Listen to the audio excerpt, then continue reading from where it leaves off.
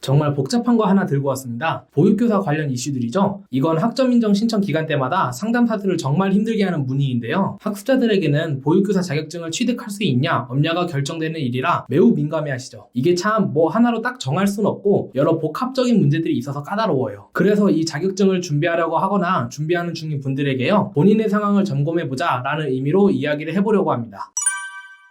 우선 보육교사 자격증의 연역을 살펴볼게요. 크게 3번의 시기로 나눌 수가 있는데요. 각각 2005년, 2014년, 2018년이죠. 2005년부터 말씀드리자면요, 이때까지만 해도 보육교사 자격증은 1급과 2급만 있었어요. 1급은 관련 학과 졸업자만 취득할 수 있었고요. 2급은 고졸 기준으로 양성과정을 이수해야 했죠. 그러다가 2005년 1월 29일에 법이 개정되었습니다. 1급은 이제 승급을 통해서만 취득할 수 있게 됐고, 2급은 관련 과목 이수와 학위를 취득해야 했죠. 그리고 기존 2급 과정은 3급으로 변경되었습니다. 이 기준은 이후 2014년에 한 번 더 바뀌었는데요. 1급과 3급은 그대로이지만 2급 기준이 강화되었습니다. 과목수가 12과목에서 17과목으로 늘어난 것이죠. 이 정도면 많이 바뀐 것 같은데요. 몇 년 지나지도 않아서 2018년에 또 바뀌게 됩니다. 기존 과목 중 절반이 대면 과목으로 변경된 거예요. 요즘은 여기에 코로나로 인해서 간접 실습도 새로 생겼는데요. 그것까지 이 영상이 포함하면 내용이 너무 길어져서요, 나중에 따로 이야기할 예정입니다. 자, 아무튼 보육교사 자격 취득 기준이 총 3번의 변동사항이 있었어요. 지금 시작하시는 분들은 별로 어려울 게 없어요. 다만 그 변하는 시기 내외로 하던 분들에겐 머리가 복잡해지게 되는 거죠. 학점은행제는요, 하다가 도중에 그만두고 나중에 다시 진행하는 분들이 꽤 많아요. 대학교처럼 입학, 자퇴 이런 게 없으니까요. 플래너 중에서도 일한 지 오래되지 않은 분들은요, 현재의 규정만 아시는 분들도 많습니다. 그래서 불필요하게 과목을 더 이수하는 학습자분들이 생기거나요, 부족한 부분이 생겨서 자격 취득에 애로사항이 생기기도 합니다. 그런 사고를 예방하고자 몇 가지 팁을 알려드리려고 해요. 첫 번째는 날짜입니다. 내가 보육교사 2급 관련 수업을 2017년 2월 28일 이전에 종강하는 걸로 한 과목이라도 이수를 하신 분들은요, 3가지가 적용됩니다. 대면 교육이 면제되고요, 아동 권리와 복지 대신 아동 복지론을 이수할 수 있습니다. 실습의 경우 160시간으로 이수가 가능하고요. 두 번째는 과목명입니다. 땡땡론, 땡땡학이 없어도 동일한 과목으로 간주합니다. 예시를 들자면요, 영유아 교수 방법론 대신에 영유아 교수 방법을 이수해도 가능하다는 것이죠. 이 과목 인정 기준에 대해 좀 더 자세히 알고 싶으시다면요, 학점은행 홈페이지에 들어가서 알림마당